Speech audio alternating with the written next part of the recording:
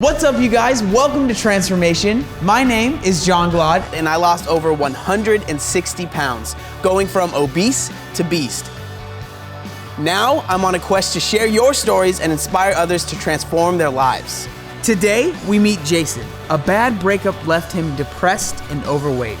Convinced he had to lose weight to find love, he discovered he had to love himself first.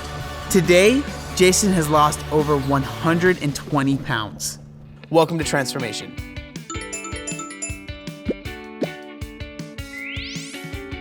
Jason, thank you so much for being on the show. We really appreciate it. I appreciate it for having me, man. Thanks, John. So, how do you think the culture that you grew up in contributed to your weight gain? Well, I'm in Texas, so very southern. So with being Latino and being southern, is when we get together, the main thing we do is we eat a lot. I want to say that contributed to my weight gain because that's our normal. That's the average person here. I mean, I think a city not even an hour away from here is one of the top obese cities in the U.S. right now, New Braunfels. Were you overweight as a child, or did you gain weight later in life? I was definitely overweight by like fourth grade for sure.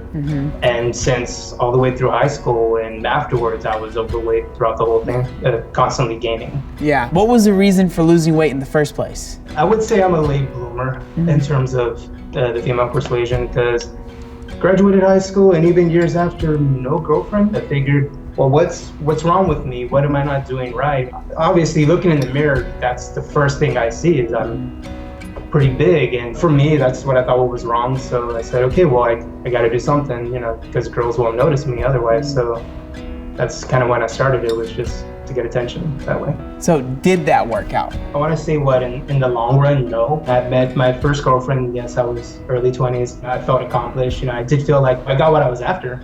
And I guess in light of that accomplishment, the motivation, the initial reason of why I started losing weight was, well, I got it, why continue?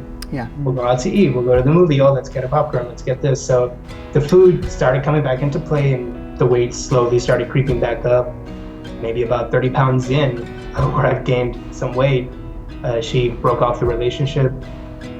And after that, of course, devastated. First girlfriend, first broken heart, all from the same person. And never, not really knowing how to deal with that. Did you turn to food in that moment? Yeah, again, whenever something goes wrong, we turn to food. I feel horrible. What can I do to make myself feel better? So now I feel what I'm feeling right now. What can I do to busy myself? Okay, I can busy my hands, I can busy my mouth, I can busy everything. Let me just focus on eating this and then eating that. Because again, the second I stopped eating, I was coming down from that initial good feeling of eating and then feeling all the emotions again. It's like something else. And then when I was finally done eating, there was nothing else to eat. Okay, make myself go to sleep because I don't want to be awake right now. Yeah, no, I know exactly how that is, like just eating and eating and eating and then just falling asleep because there's no food left, there's no reason to be awake, and it's hard to deal with. I know that there was a birthday party, and I know that there was a picture that you saw from that birthday party. Can you take me back to the moment that you saw that picture? Definitely. My sister, she took the photo, and she was just showing me pictures, and it scared me because I'm in my early 20s. And in that picture, I looked like I was pushing 45 or more. I got really scared because it told me like something has to change, bro. It's crazy how much we can just act like everything's okay, especially when you're overweight. You can just act like, I'm not overweight, it's not that big of a deal. Like, I used to work at the Van store, which is like a retail store. They have big mirrors that you can see yourself in, and I would always just turn my head whenever I would see a mirror. So I never really even knew what I looked like. So what would you say was like your click moment? That picture, man. When I saw the picture, when I say I got scared and I heard myself shouting at me, I'm dying, I took that to heart. I said, something has to change now. And I still keep it. It's my kick in the ass, basically. If I need it, that's it. And I still look to that a lot. Yeah, I've kept one of my before pictures as my phone background. So whenever I unlock my phone, I see that picture looking straight at me. And it's just always a reminder, like, you were there and it's possible to get back there. So work every day to not get back there. I agree completely, man. So how did you end up getting started? I had a friend of mine who was kind of a gym goer. He was like, just come with me. I got you. I got the day pass. Let's do it. And he was more of a powerlifting style background. So he kind of showed me that stuff and it sparked something. I needed some kind of outlet for what I had bottled inside, for what I now felt that I need to make a change. So what is your exercise routine like now? I want to, I don't know, maybe going back to my roots a little bit. It's like, I want to get stronger. Now I've come back to this, I guess this first love where I was just focused on really getting stronger, doing these big lifts, wanting to be able to dip with the weight between my legs. That's been a dream. Like, because, you know, when we were that heavy, just trying to do a dip or a pull up, we're like, this is not happening. That's my goal now, and I'm excited to progress to that. Yeah, I know exactly. Those are big ones, like dips and pull-ups by yourself without being assisted. Like I remember when I first did mine, I was like, literally, I had like tears in my eyes because I just never thought that I would ever do one. The feeling you get, not just a victorious feeling of anything, but empowerment, satisfaction. You kind of feel like a whole in a way. It's like you're like, I can do better. I went from not being able to, I can do this now. So who supported you during your journey? For sure, my sister, Angela.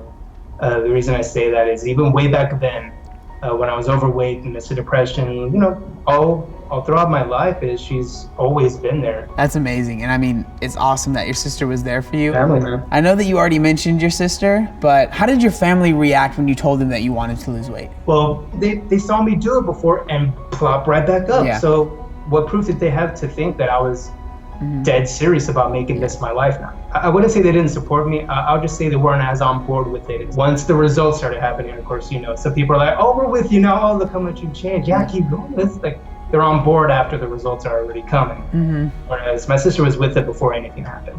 Do they say anything to you now that you are like the fit guy in the family? There is some who will step out and kind of pull me aside in private and be like, so like, what did you do?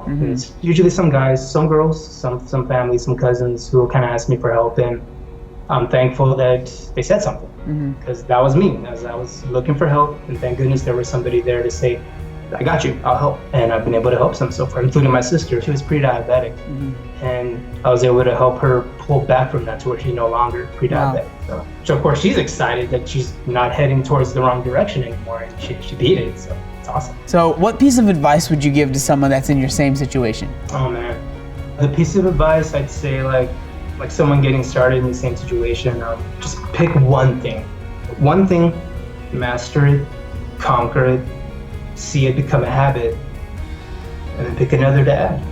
Before you know it, that one step, that one thing, you'll look back and you're like standing on a staircase of healthy habits you've built one step at a time. I think that's the biggest thing I can say is you don't need to take on the whole staircase now. One step, take care of that step, conquer it, own it.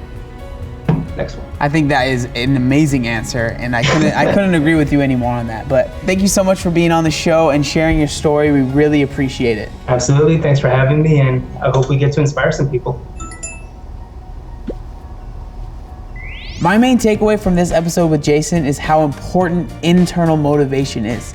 External sources only last for so long. It's important to make that change for you.